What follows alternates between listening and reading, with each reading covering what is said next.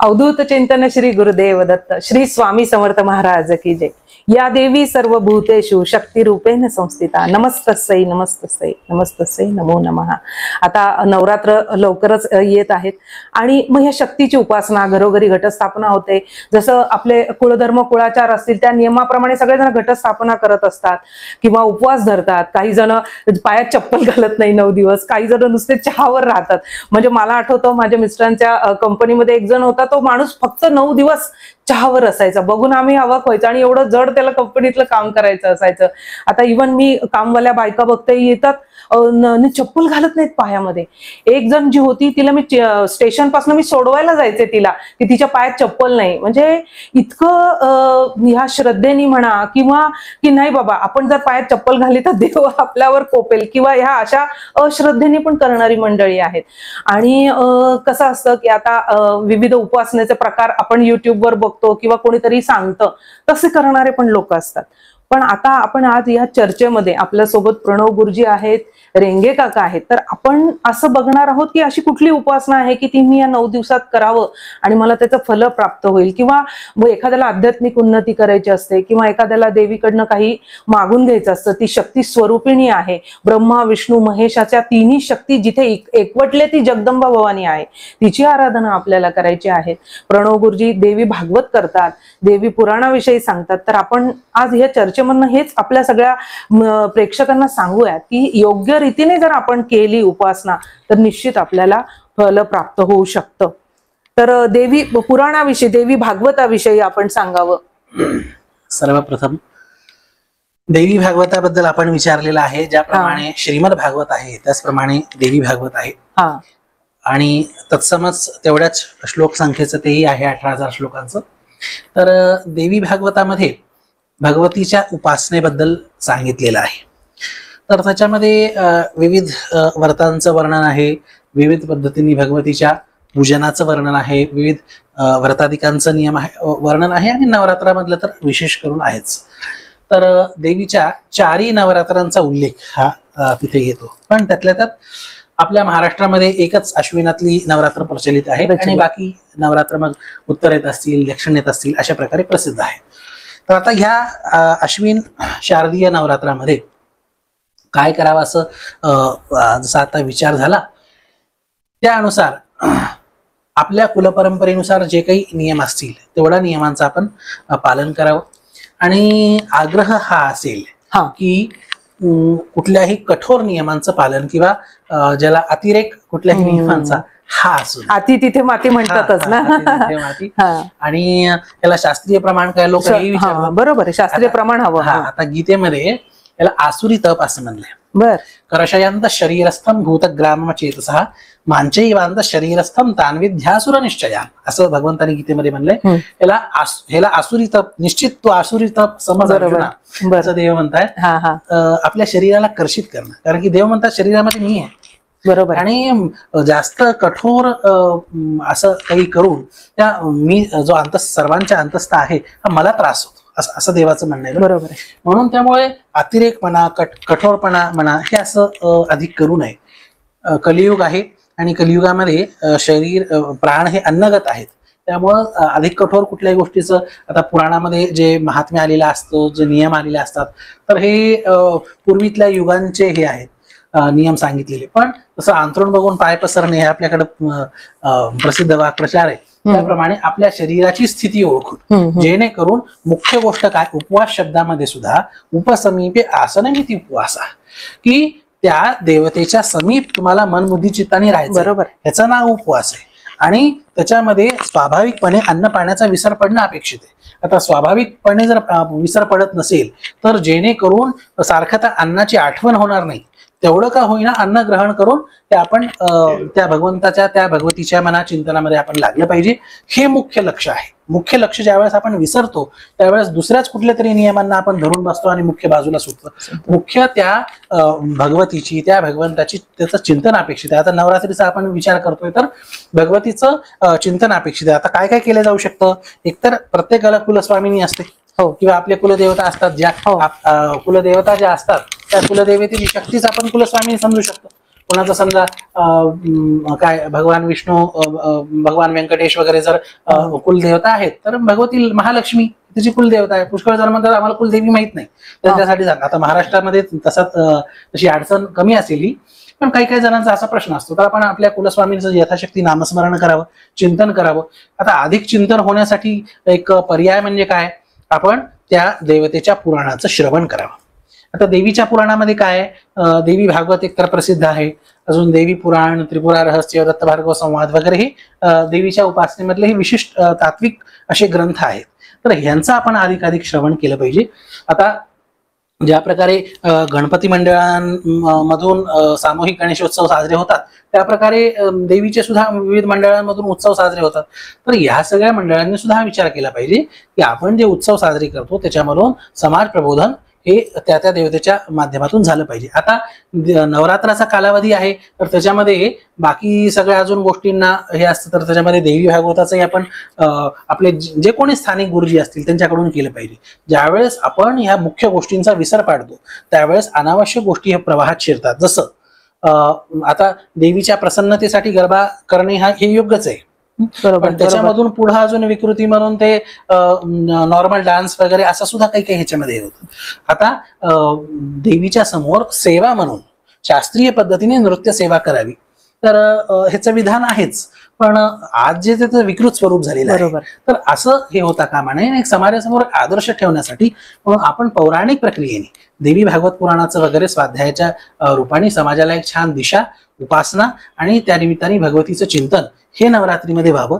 कमीत कमी कठोर नियमांचं आपण आचरण करावं, आपल्या कुलस्वामिनीचं जास्तीत जास्त नामस्मरण करावं आणि शक्य असल्यास देवी भागवत इत्यादी पुराणांचं श्रवण करावं. हे सामान्य हे आहे. आता आपण गुरुजींकडून काय काय करू शकतो, तर सप्तशतीचे पाठ हा एक राजमार्ग सांगितलेला आहे. ते पण आजकाल काय झालं माहिती का, काही स्त्रिया आहे ना सर्रास सप्तशतीचे पाठ करतात, तर मला ते पण हवंय. आणि मगाशी जो मंडळाचा उल्लेख आहे ना, ते पण मला बोलायचंय जरा.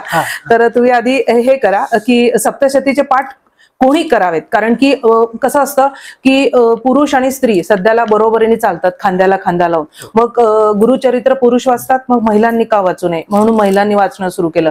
पुरुष पौरोहित्य करतात, स्त्रिया पण आता करतायत. मग आता सप्तशतीचे पाठ सुद्धा सर्रास सगळ्या बायका नवरात्रात करतात. मग याविषयी थोडंसं सांगा. हे बघा, प्राकृतिक ज्या गोष्टी आहेत त्याला आपण बदलू शकतो का? जे पुरुष शरीराचे धर्म आहेत ते पुरुष शरीरासोबतच राहणार आहेत. ते किती समानता केली तर त्याच्यामध्ये स्त्री शरीराचे गुण येऊ शकत नाहीत.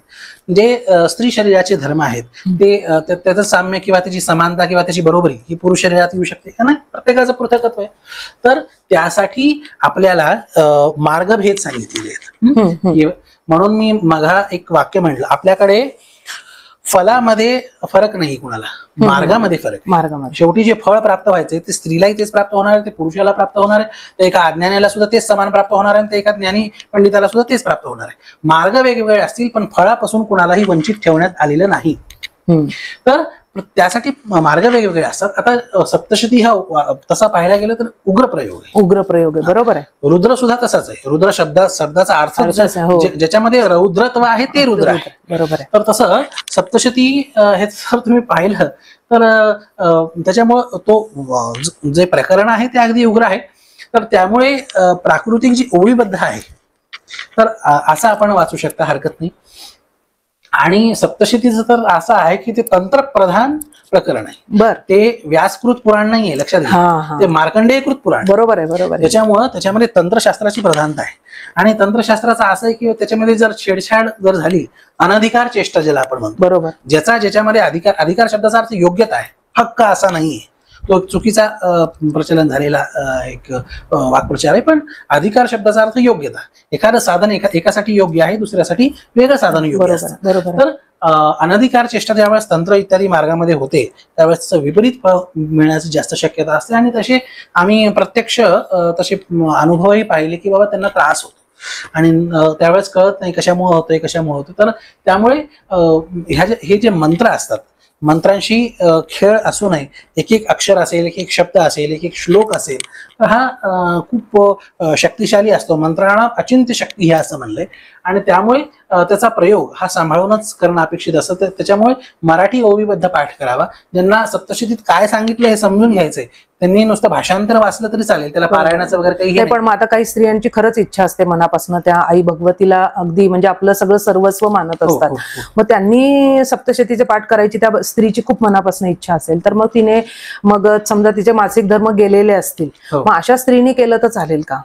असं आहे, मराठी प्राकृत करणं जास्त उपयुक्त आहे. कारण की किती जरी नाही म्हणलं तरी संस्कृतच्या उच्चारणामध्ये फरक पडतो. बरं. आणि ज्यांनी संथा घेतलेली नसते किंवा अशा वेळेस ज्या वेळेस पाठ होतो त्यावेळेस अहो पुष्कळ म्हणजे नेहमी म्हणणाऱ्या गुरुजींच्या सुद्धा मुखातून आम्ही अशुद्ध कधी कधी निघताना आम्ही पाहतो. बरोबर. तर ज्यांना संस्कृतचा सराव नाहीये किंवा नेहमी म्हणण्याचं हे नाहीये, तोंडात बसलेले नाहीत शब्द, तर अशांकडून तशी अशुद्धी वगैरे घडू शकते. त्यापेक्षा प्राकृत म्हणलेलं कधीही चांगलं. आणि जर आपल्याला तत्व समजून घ्यायचं असेल तर अजून एक सांगतो, वाचनापेक्षा हे उत्तम परंपरेच्या साधकाकडून श्रवण हे जास्त लाभकारी ठरतं. अच्छा, म्हणजे एखादे गुरुजी आपल्या घरी बोलवून आपण त्यांच्याकडनं पाठ करून घेतला सप्तशतीचा. आता आपल्या मग त्याला किती वेळ लागतो? समजा मी गुरुजी आज माझ्या घरी ठरवलं की या नवरात्रात मला गुरुजींना बोलवायचंय, मग साधारण किती वेळ लागतो एक पाठ सप्तशतीचे करायला? कसं आहे? साधारणतः नुसता पाठ जर म्हणलं तर 1.25 ते 1.5 तास असं. अच्छा अच्छा, असं हे लागतं. आणि जर आपल्याला समजा भावार्थ जर श्रवण करायचं, जसं देवी भागवत कथा किंवा प्रवचन पद्धतीने, तर ते सुद्धा श्रवण करणं हे जास्त उपयुक्त असतं. कारण आपल्याकडे पूर्वी पोथी ऐकायची परंपरा. हो, खरंय खरंय. आपल्या परंपरेमध्ये शब्द आहे बहुश्रुत. बरोबर. बहुश्रुत म्हणजे काय? ज्यांनी पुष्कळ श्रवण केलेलं आहे. पुष्कळ वेळेस आपण आपल्या मनाने ज्या वेळेस ग्रंथ वाचतो, पुष्कळ शक्यता अशी असते की जो सिद्धांत आपल्यासाठी नाहीये तोच आपली बुद्धी ग्रहण करण्याची एक शक्यता जास्त असते. बरोबर. आपल्यासाठी कुठला सिद्धांत उपयुक्त आहे हे आपण सुयोग्य एखाद्या व्यक्तीकडून ज्यावेळेस ऐकतो, ज्याप्रमाणे मेडिकलमध्ये सगळ्याच गोळ्या आहेत, आपल्यासाठी कुठली योग्य आहे, कुठलं औषध किंवा कुठली गोळी योग्य आहे हे आपल्याला जाणकाराकडून जसं घ्यायचं असतं. तर भागवत असेल, देवी भागवत असेल, सप्तशती असेल, तर आता आम्ही नवचंडी शतचंडी ह्याला आमचं जाणं होतच मोठ्या मोठ्या यज्ञांमध्ये. तर तिथं आम्ही अगत्याने सप्तशतीचा आम्ही अर्थविवेचन करतो, सप्तशतीचं प्रवचन करतो, की जेणेकरून आता लोक 100 पाठ करत आहेत, सहस्त्रचंडीमध्ये 1000 पाठ असतात, तर त्याच्यामध्ये नेमकं काय सांगितलं याचा भावार्थ लक्षात आला पाहिजे. तर लोकांच्या इतक्या छान प्रतिक्रिया असतात की बाबा आम्हाला आम्ही 1000 पाठ करवले, इतकं आम्ही हे करवलं, पण आम्हाला त्याचा भावार्थाने त्याची गोडी माहिती. बरोबर. आता तसं पाहायला गेलं तर सप्तशती उग्र प्रयोग आहे, पण त्याच्यामधला सुद्धा गोडी कशी शोधून काढायची? मग त्याच्यामधलं जे स्तुती प्रकरण आहे, देवतांनी जी स्तुती केलेली आहे, आणि अजून सुरत समाधींचा जो प्रकरण आहे, तर हे तुम्हाला एखादं तिखट गोष्टीला सुद्धा गोड करून सांगणार. बरोबर. एखादा आपल्याला व्यक्तिमत्व असं आवश्यक असतं, आणि ते भाववृद्धी करायला, आपली भक्ती वाढवायला हे जास्त लाभकारी ठरतं. बरोबर. तर अशा प्रकारचं साधन हे नवरात्रीमध्ये केलं जावं. आपण मगाशी बोलताना बोललात की रुद्र म्हणजे रौद्र आहे. तर वेदाध्ययन बऱ्याच वेळा, म्हणून शेवटी शांती अध्याय सुद्धा आहे त्याच्या. बरोबर आहे. बऱ्याच वेळा महिलांना असं वाटतं आम्ही वेदाध्ययन कार्य करू, पण आपण जे काही गोष्टी आहेत त्या वेदाचा भाग आहे, ते महिलांनी म्हणू नये असं या ठिकाणी आपल्या प्रचलित आहे. बरोबर. हा प्रश्न विचारला होता, रामकृष्ण सरस्वती प्रश्न विचारला होता.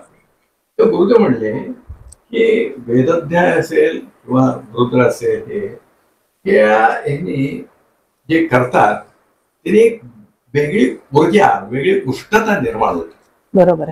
आणि उष्णता जर निर्माण झाली स्त्रियांमध्ये, तर स्त्रियांचा जो जननत्वाचा भाग आहे, स्त्री सुलभ ज्या भावना आहेत त्या त्यांना येणार नाही, आणि स्त्री सुलभ भावना आल्या नाही ती सृष्टी चालणार नाही. बरोबर. वात्सल्य भावांनी किती हे केलं, विचार करून त्यांनी सांगितलं की त्यामुळे या महिलांनी वेदोच्चारण किंवा ज्यात वेदांचा भाग आहे ते करू नये, पण बाकी सगळं महिलांना करता येईल.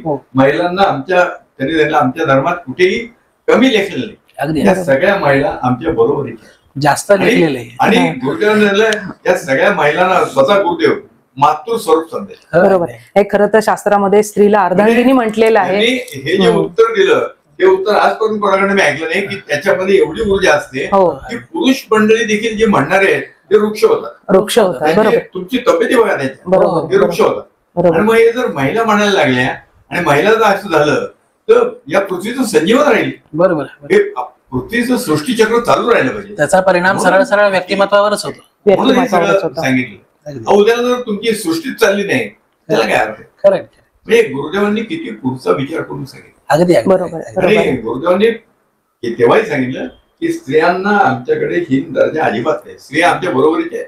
बरोबर. गृहस्थाश्रमामध्ये सगळी कर्म आपल्याला त्या स्त्री बरोबर म्हणजे जी बरोबर पत्नी आहे ती फक्त नवऱ्याच्या हाताला हात लावते आणि सगळ्या पुण्याचा वाटेकरी होते स्त्री. बरोबर आहे. त्यामुळे हे जे गुरुदेवांनी मार्गदर्शन केलं ते मार्गदर्शन असं आजपर्यंत कोणी केलेलं. पण आता काय होतं माहिती का, समाजात या महिलांचं एक वेगळं आहे की आम्हाला तुम्ही कमी समजताय मग आम्ही हे करणार.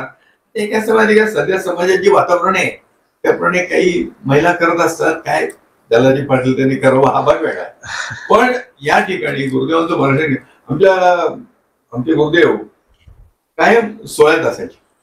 तर त्यांना कोणी शिवायचं नाही. पुरुष मंडळी म्हणजे आम्ही देखील सेवेकरी होतो. म्हणजे मी जेव्हा सेवा करायचो पंचवर नेसून तर त्यावेळेस देखील आम्हाला अंगात बनियन शर्ट असताना त्यांना पाणी द्यायचा अधिकार नव्हता. पंचा सकच्छ असेल तेव्हा द्यायचं आणि ते काम झालं की तुम्ही तुमचे कपडे घालायचे हे सांगितलं होतं. पण पुरुषांना देखील आम्हाला शिवता येत नव्हतं. बरोबर. तर ज्यावेळेस गुरुपौर्णिमेला आम्ही सगळे पुरुष मंडळी गुरुदेवांच्या पायावर डोकं ठेवायचो. आम्हाला पुरुषांना मग तिथे पुरुष असताना सगळं पुरुष वर्ग त्याचा जात धर्म पंथ काही न विचारता सर्व पुरुषांना गुरुदेव त्या दिवशी चरण स्पर्श द्यायचे. एवढा हा तुमचा हक्काचा दिवस आहे घ्या सगळं. पण महिलांना मिळत नव्हतं. काही महिलांनी प्रश्न विचारला की आम्हाला काय नाही. तर गुरुदेवांनी फार समर्पक उत्तर दिलं. म्हणजे तुम्ही सगळ्या ज्या महिला आहेत ना त्या मला माते स्वरूपात आणि मातेनी कधीही पुत्राच्या पायाला हात लावायचा नसतो. बरोबर. डोकं ठेवायचं नाही, हात लावायचा नाही.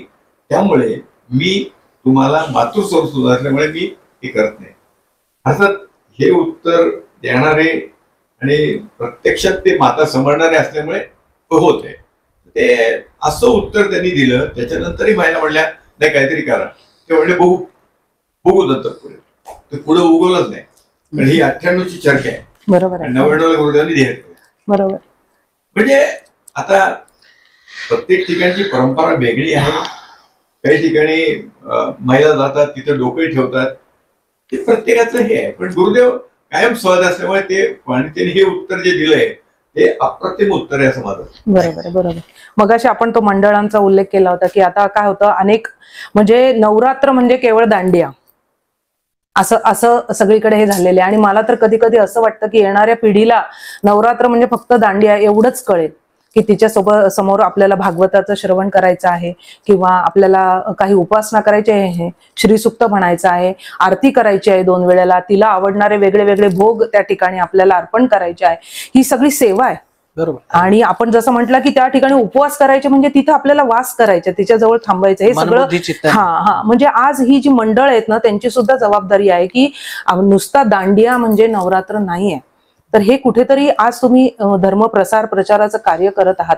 तर तुम्ही त्या अधिकारवाणींनी सगळ्या श्रोत्यांना सांगा, आपल्या प्रेक्षकांना, की तुम्ही नवरात्रात ही देवीची उपासना करा. नुसतं दांडिया खेळणं, गरबा खेळणं म्हणजे नवरात्र नाही.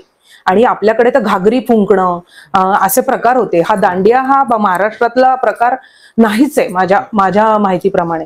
तर आपण थोडक्यात आता आपण हे संपवूयात की उपासना ह्या 9 दिवसामध्ये काय करावी. कारण की नवविधा भक्तीमधली पहिली पायरी श्रवण आहे.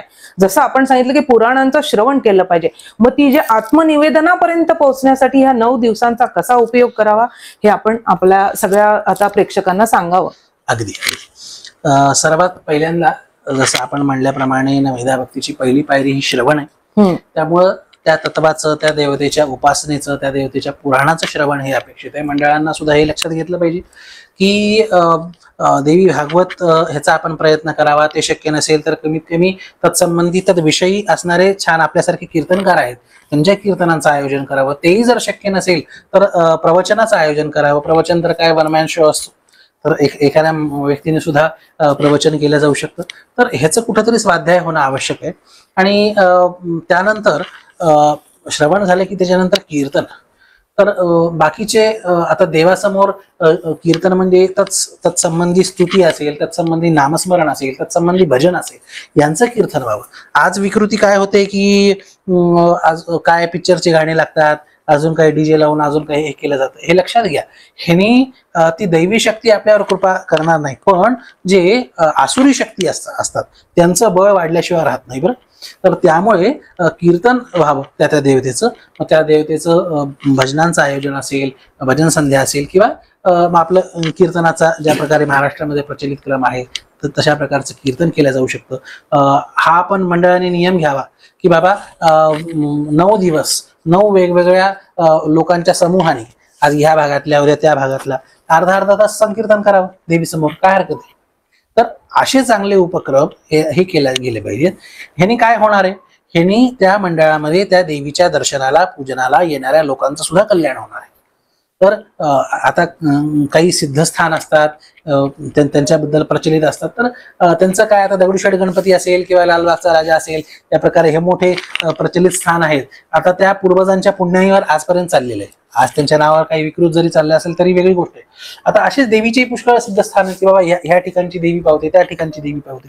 कोणीतरी सुरुवात करणाऱ्याने अशा प्रकारच्या आदर्श तपस्वी साधकांनी सुरुवात केलेली असते, त्याच्यामुळे ती पावायला सुरुवात होते. मंडळाने ही दक्षता घेतली पाहिजे की असा आपण काही पुण्यात्मक असा आपण उपक्रम केला पाहिजे, तर आपल्याला त्यातून काही विशेष लाभ होणार आहे. कीर्तन करावं, त्याच्यानंतर श्रवणम कीर्तन विष्णू स्मरणम पादसेवनम, ज्या निमित्ताने भगवतीचं स्मरण होईल, भगवतीच्या लीलांचं इत्यादी स्मरण होईल, अशा प्रकारचे देखावे करावेत.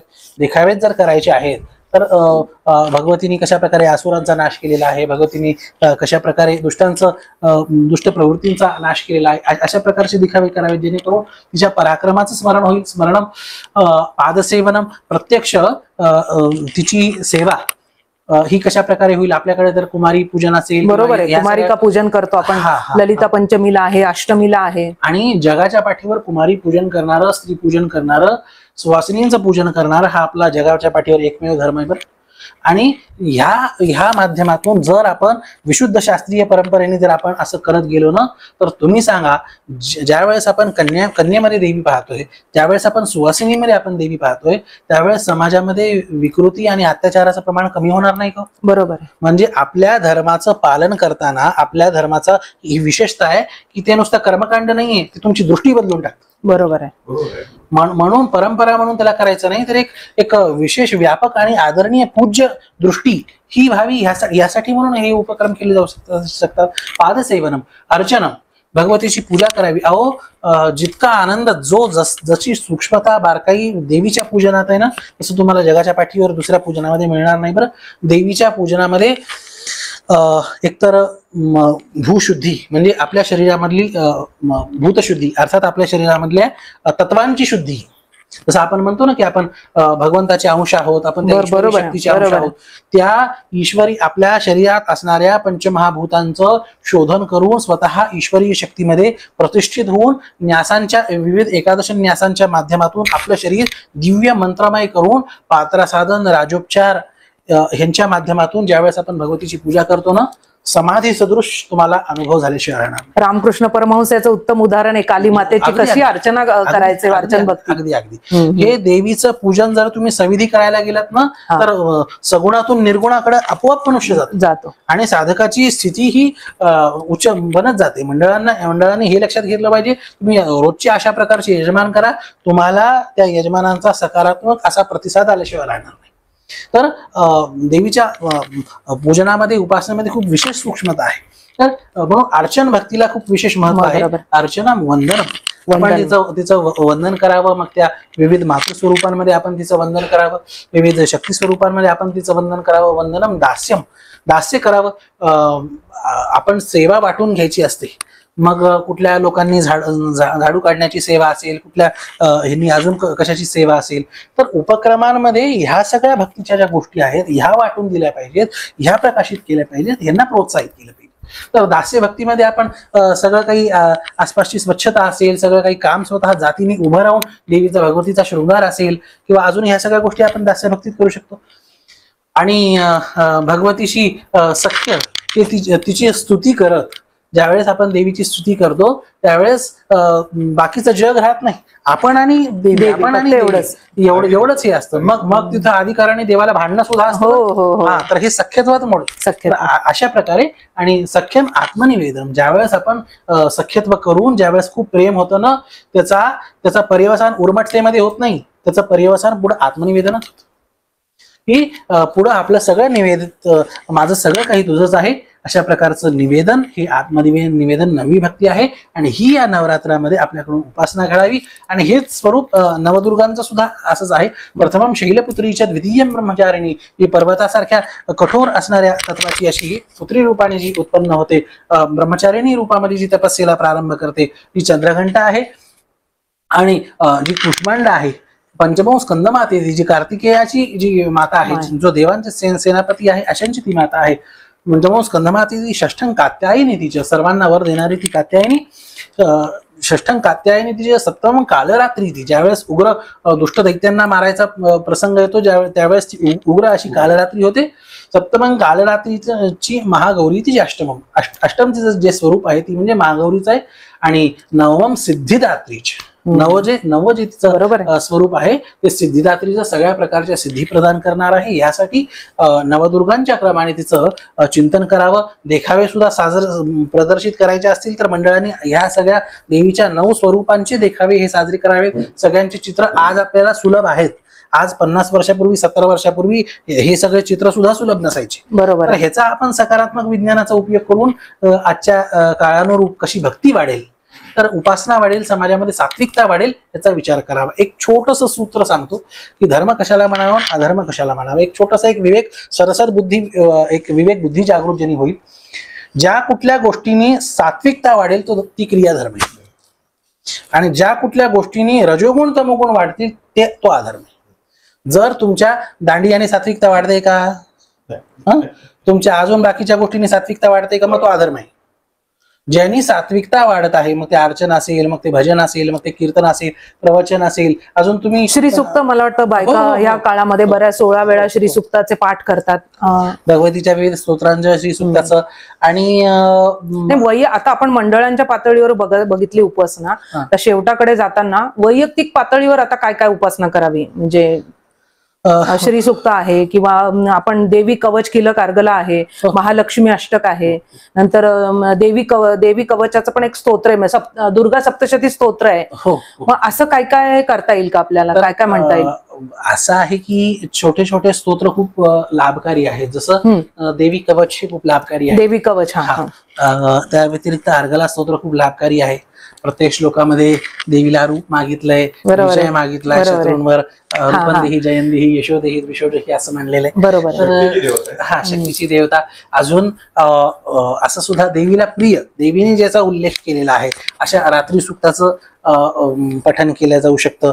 अजून जे नमो देवी महादेवी इत्यादी जे देवी सुक्ताचे श्लोक आहेत त्यांचं पठन केलं करता येतील. आता कसं होतं, काही काहींना 16 वेळा श्रीसुक्त म्हणणं पण शक्य नाही होत कधी कधी. मग ही छोटी छोटी स्तोत्र म्हणून, पण एकच स्तोत्र ठरवलं आपण, तर तेच 9 दिवस म्हणायचं का 9 दिवस वेगळे वेगळे स्तोत्र म्हणायचे? आपल्या रुचीवर आहे, आपल्या रुचीवर आहे, आपल्या भावनेवर आहे. तर कसंही केलं जाऊ शकतं. तर ह्याच्यामध्ये भावप्रधानता आहे. समजा देवीचा जप करायचा असेल तर तो एक सांगा. आणि कुंकुमार्चन करतात बघा, देवीच्या जपामध्ये नाममंत्राचा जप करावा असं आहे. तर समजा आपली समजा शक्यतोवर कुलस्वामिनीचं केलं तर अधिक लाभकारी आहे, कारण की त्या देवीच्या स्वरूपाचं आपल्या कुळाशी सरळ सरळ संबंध असतो. आता समजा जर महालक्ष्मी जर कुलदेवता असेल तर श्री महालक्ष्मी नमः अशा प्रकारे तिच्या नाममंत्राचा यथाशक्ती जप करावा. नाममंत्रामध्ये काय आहे की इतर आता कलियुगामध्ये तर नामाची विशेष महिमा आहे, सगळ्या संतांनी गायलेली. तर त्यामुळे नामाचं साधन विशेष महात्म्य ठेवतं.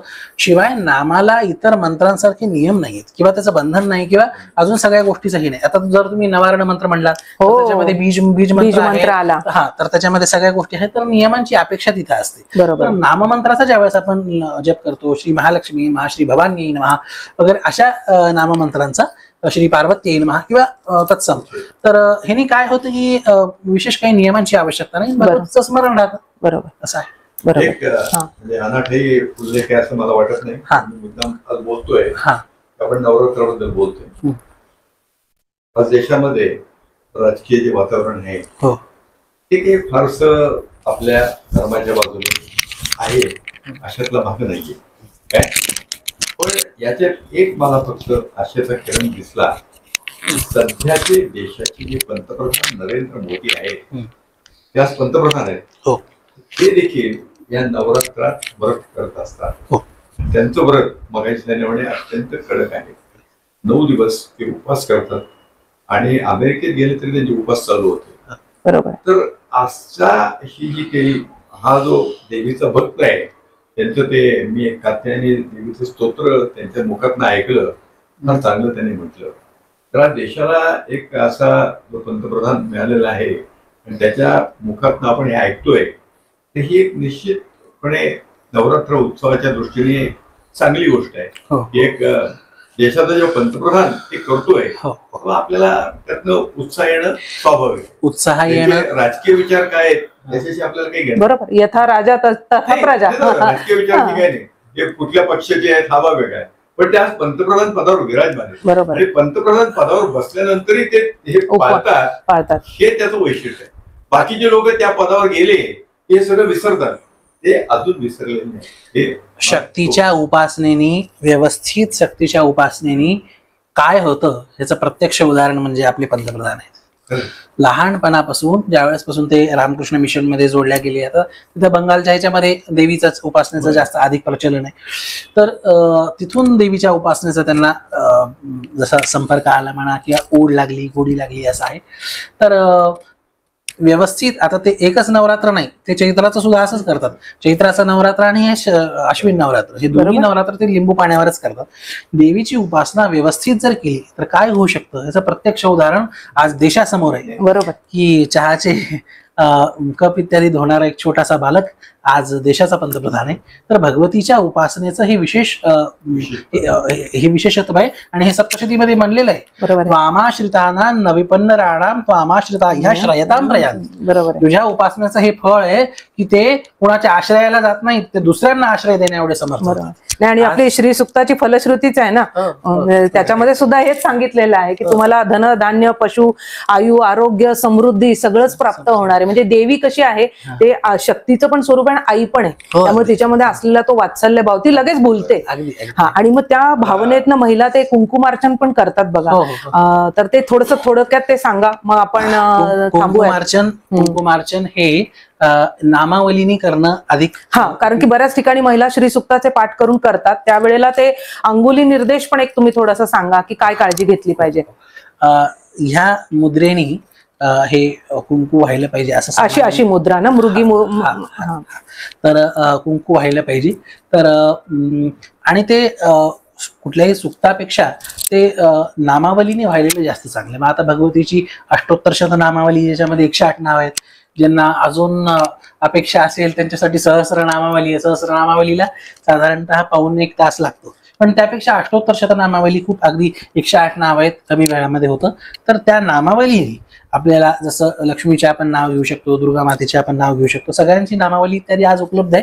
तर त्यांनी विशेष अर्चन करण्याचं विशेष महत्व फळ आहे. आणि शंकराचार्यांनी लिहिलेलं सौंदर्य लहरी म्हणत पण काही जण कुंकुमार्चन करतात, तर ते पण केलं तर चालतं का? तसं असं आहे की ते सौंदर्य लहरीचं थोडंसं प्रकरण वेगळं आहे. कारण की श्रीविद्येशी संबंधित असेल किंवा अन्य भगवतीच्या सूक्ष्म उपासनेशी संबंधित असं ते स्तोत्र आहे. त्याच्यामध्ये 100 श्लोक आहेत, तर 100 विविध प्रयोगांचा तिथं वर्णन. बरोबर आहे. बरोबर. आता जे त्या मार्गामध्ये विशेष दीक्षित आहेत तर त्यांनी करायला काही हरकत नाही, पण सर्वसामान्यांसाठी एकतर ते मोठंही होतं, बरोबर आहे, तर ते श्लोकही मोठे आहेत, श्लोक संख्याही जास्त आहे. तर त्यापेक्षा नामावलीनी करणं जास्त हे आहे. कारण की देव्यापराध क्षमापण स्तोत्रामध्ये सुद्धा मला काय शेवटी साध्य करायचंय असं ज्यावेळेस प्रश्न आला त्यावेळेस शंकराचार्यांचं वर्णन आहे. नमोक्षस्याकांक्षा भव विभव वांछा पिचनमे नविज्ञानापेक्षा शशिमुख सुखेच्छा पिच पुन्हा अतस्त्वाम संयाचे मम जननी यातु मम वै मृडानी रुद्रानी शिव शिव भवानी तिजपता. माझं जीवन कशामध्ये जावं?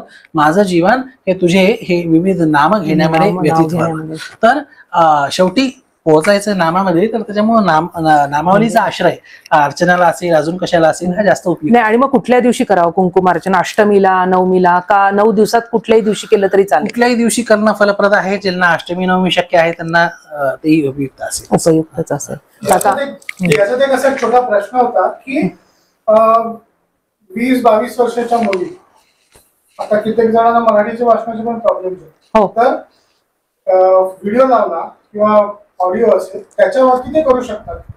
काय कुंकुमार्चन? कुंकुमार्चन हो, करू शकतो. सहस्त्रनामावली लावली आपण अगदी, मोबाईल वरती, अगदी, अगदी. करता येईल का?